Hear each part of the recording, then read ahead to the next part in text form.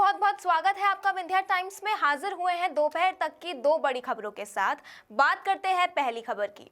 मध्य प्रदेश के सतना में आयकर विभाग ने 5 बड़े कारोबारियों के ठिकानों पर एक साथ छापा मारा। मंगलवार सुबह करीब 6 बजे आयकर विभाग की टीम ने 50 गाड़ियों के काफिले के साथ इन कारोबारियों के ठिकानों पर छापेमारी शुरू की। इन कारोबारियों पर 100 करोड़ रुपए की जमीन खरीदने के बाद से आयकर विभाग की नजर थी। सतना के गौशाला चौक स्थित सीताराम अग्रवाल के घर पर आयकर विभाग की टीम पहुंची तो उन्होंने दरवाजे बंद कर दिए थे। इसके बाद आयकर अधिकारियों ने सीढ़ी लगाकर छत के रास्ते घर में घुसकर कार्रवाई शुरू की। रामा ग्रुप जो टिम्बर और लोहा व्यापार से जुड़ा है, अतुल मेहरोत्रा की मेहरोत्रा बिल्डकॉन कंपनी जो मास्टर प्लान और इंडस्ट्रियल एरिया में काम करती है, और सेनानी ग्रुप के बिट्स इंजीनियरिंग कॉलेज और स्कूल इस जांच का हिस्सा है।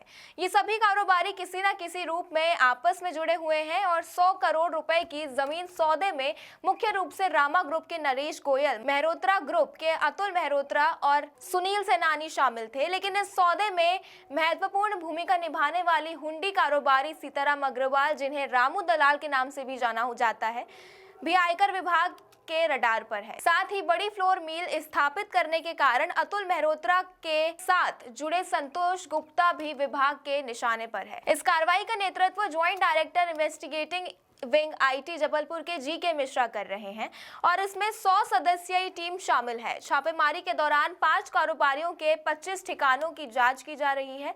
कागजात और रिकॉर्ड की जांच के बाद बैंक खातों और लॉकर की भी छानबीन की जाएगी। सतना के सिविल लाइन स्थित आयकर विभाग के कंट्रोल रूम से इस पूरी कार्रवाई की निगरानी की जा रही है। सूत्रों के अनुसार ये कार्रवाई 3 से 4 दिनों तक चल सकती है। हालांकि आयकर विभाग ने इस बारे में फिलहाल कोई आधिकारिक बयान नहीं दिया है, लेकिन इसे रीवा संभाग की अब तक की सबसे बड़ी कार्रवाई बताई जा रही है। इस छापेमारी में भोपाल, इंदौर और जबलपुर के अफसर भी शामिल हैं। सूत्रों के मुताबिक ये पूरी कार्रवाई रामा ग्रुप के नरेश गोयल के इर्द गिर्द केंद्रित है। नरेश गोयल की सतना के सिद्धपुरा और उत्तराखंड में प्लाईवुड फैक्ट्रियां हैं, जबकि रायपुर में उनका टीएमटी सरिया का प्लांट है। बाकी कारोबारी नरेश गोयल के साझेदार हैं। बात करते हैं दूसरी खबर की। बालाघाट जिले के वारासिवनी में सोमवार रात को एक दर्दनाक घटना सामने आई है, जब एक युवक ने अपने माता पिता पर सबल से हमला कर दिया। ये घटना हाउसिंग बोर्ड कॉलोनी के पास कॉलेज टोला में हुई है।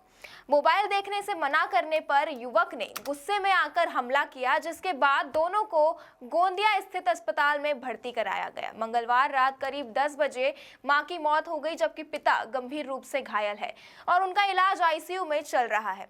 वारासिवनी एसडीओपी अभिषेक चौधरी के अनुसार घायल माता पिता किशोर कटरे और प्रतिभा कटरे दोनों सरकारी शिक्षक हैं और अलग अलग स्कूलों में पढ़ाते हैं। उनका इकलौता बेटा सत्यम नीट की तैयारी कर रहा था। मई से अगस्त तक वे कोटा में नीट की कोचिंग भी कर चुका था, लेकिन वो मोबाइल का आदी था। उसकी आदत को लेकर माता पिता अक्सर उसे पढ़ाई पर ध्यान केंद्रित करने की सलाह देते थे, लेकिन सत्यम मोबाइल में ही खोया रहता था। सोमवार की रात इसी मुद्दे को लेकर परिवार में बहस हुई और गुस्से में आकर सत्यम ने अपने माता पिता पर हमला कर दिया।